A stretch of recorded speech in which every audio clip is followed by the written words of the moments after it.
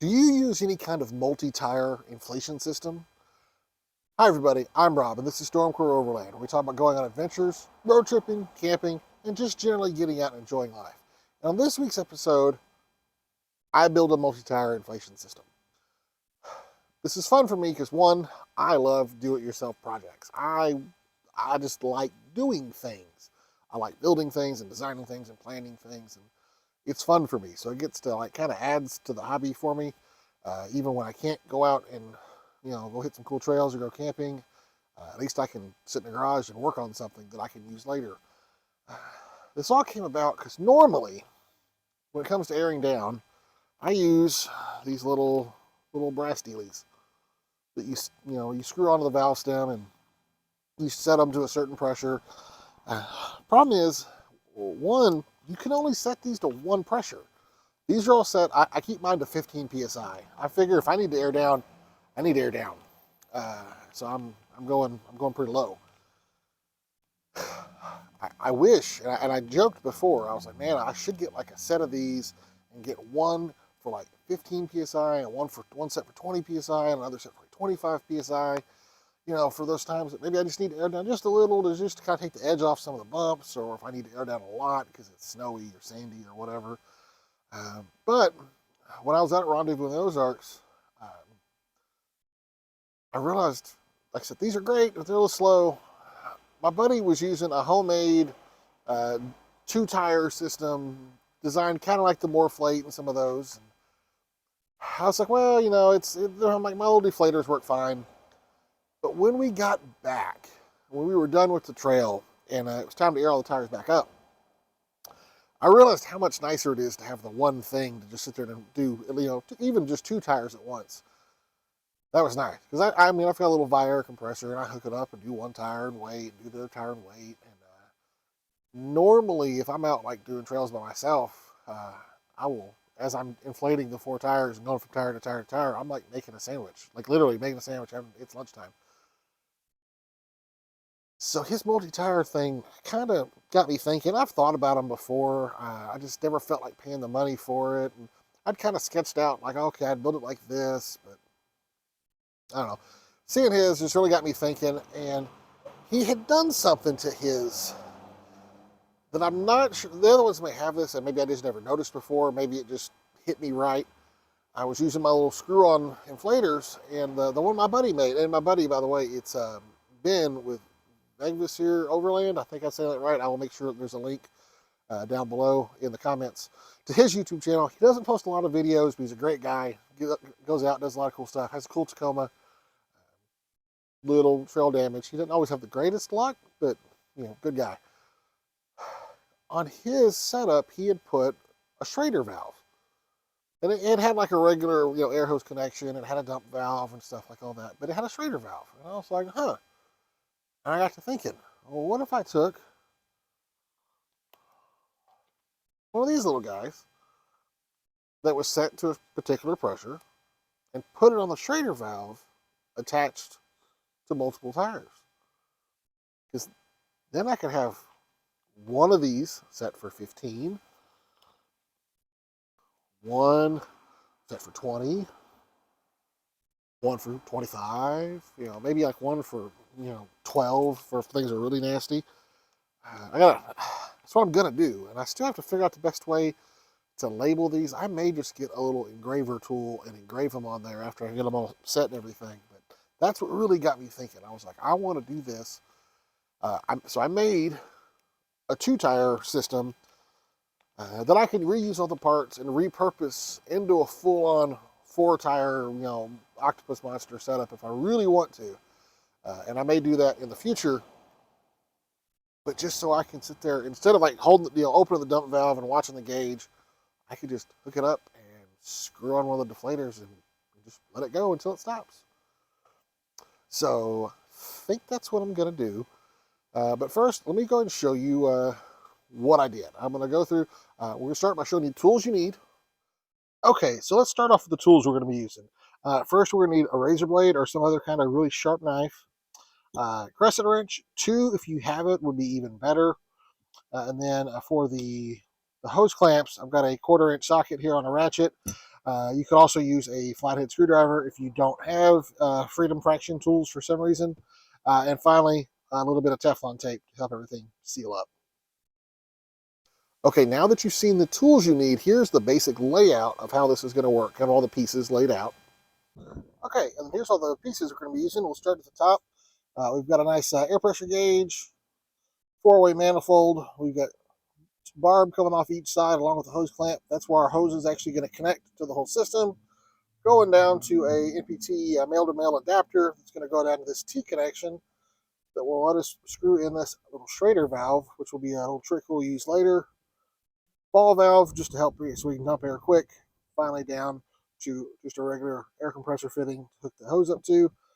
And then we'll have the hose itself, and then the connectors to go onto the valve stems. And then finally, here's a real quick time lapse of me assembling it real quick.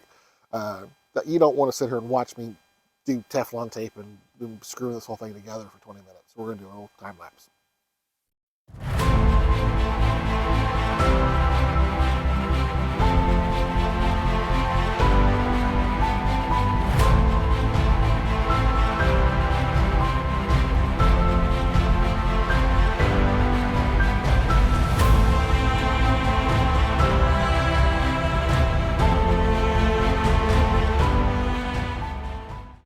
All right, so here it is. I did use the really good Flexzilla hose, so it's really good hose.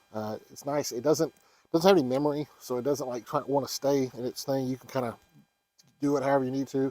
It doesn't kink real easy, but it cuts easy, so that was nice. I did use these push-on fittings. You just you push them on and it kind of locks on. It's very important with these, though, for the fittings that you use closed flow fittings. Basically, if you hook like this one up to your tire, the other one, if it's not closed flow, air will start coming out of this one. What it means by closed flow is air will not flow through this until it's actually hooked up to something. So that's important. Then here is kind of the rest of the setup. So I got the gauge on top. Like I said, we already kind of did the breakdown. I'm just kind of showing you it all put together. Regular air fitting, got a dump valve, got a real nice gauge. I wanted a nice gauge. I paid a little extra to get a gauge I liked. And then finally, the Schrader valve. That's, for me, what's going to be the magic. I'm going to set all those little deflators, different pressures, be able to put them on here. And just, I'm sure y'all have seen these before. These are nothing new. Like I said, even putting the deflator on here, someone else has probably already came up with that. For all I know, I didn't look at the other options that are out there commercially. They might already have a Schrader valve on them, and this may be like a known thing, and maybe I just figured it out. Oh well, I figured it out. But yeah, in case you've never seen these little push-on fittings, I'm going to move the camera and go down and show you how these work real quick. So hang on. Okay, so to start off, I mentioned these in one of my other videos, but these little valve stem caps that have the leash on them where you can't lose them, these are fantastic. And in fact, I need to order more so that I can put one here on the inflator system so I don't lose the valve stem cap. But that's not what we're doing right now. So, got that. So here's the push-on thing. So all you do, like I said, if you've never seen this before, you just push down on this, push it on, and it locks right on. And it's funny because right now it's actually inflating the system, so you can see some pressure in there. But no air is coming out of the other end because these are closed flow fittings, so that is nice. But these are great, and they sit there and they lock on. They're not going to come off accidentally while you're trying to inflate things. So yeah, really good deal. Okay, now that you've seen how the setup is set up, you've seen my idea with putting the deflators onto the Schrader valve on the inflation system. Pretty cool deal. I really like it. The other thing I like is that I purposely designed this where it will be really easy to convert it if I want to make it into a 4-tire system, which I'm already thinking about doing, which is silly because I just put this together. It wouldn't take a whole lot. I would need a handful of more fittings, a little more hose, and then 2 more of the press-on close flow adapters. That's probably going to happen by spring, just because And then I got to figure out a nice creative, something to carry it in, find a bag that fits right. It'll be easy because that Flexzilla hose, it curls up real nice. Like I said, it doesn't have any memory or anything. Do really like that. Yeah, so this video may be a little short this week, but I had great intentions of making like several different videos over the weekend. I went to the West OK Overland Rally out in Hinton. We did Rigs and Coffee. It was a busy weekend, and I was like, I'm gonna record a couple of things, get a couple of videos out of this. But that didn't happen because I really just was in the moment, having fun, hanging out with my buddies, meeting new people. I taught another first aid class. It's a good deal. So I encourage you, go out, spend time with friends, spend time outside. Man, it's nice spending time outside. And then kind of a sneak preview for some of y'all that if y'all actually kind of watch the videos in order, I did finally get a diesel heater. I've been saying since last winter that I would buy one this year.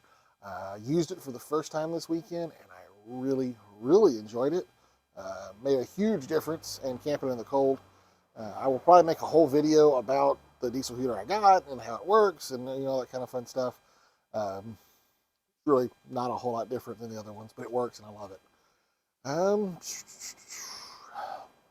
Like I said, not really a whole lot this week, so I guess I'm going to go ahead and wrap it up.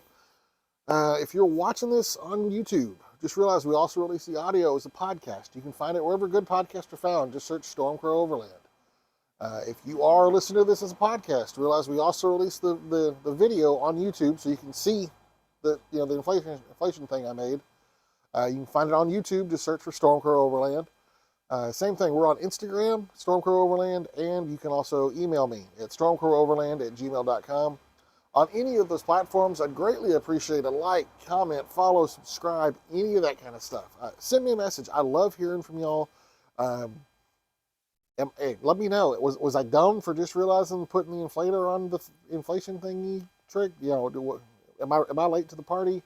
Or did I figure out some hack that no one else had somehow stumbled upon? I'm sure I'm not the first one to figure this out.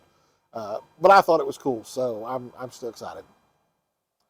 But yeah, do you like the channel? Is there something you want to hear me talk about? Is there a piece of gear you want me to review? Stuff like that. Send me a message. Let me know. I will see what I can do. If you tell me you want a review of a $5,000 James Baroud rooftop tent, that's probably not going to happen. But if you've got questions about a $30 Overland gizmo on Amazon, we might be able to talk. I might be able to figure something out. Or if there's if you want more outdoor cooking recipes or something like that, send me a message, leave a comment, let me know. That's really all I have for you this week. So just remember, sometimes you have to go out and get lost and have a way to inflate more than one tire at a time before you can find yourself. Thanks for watching.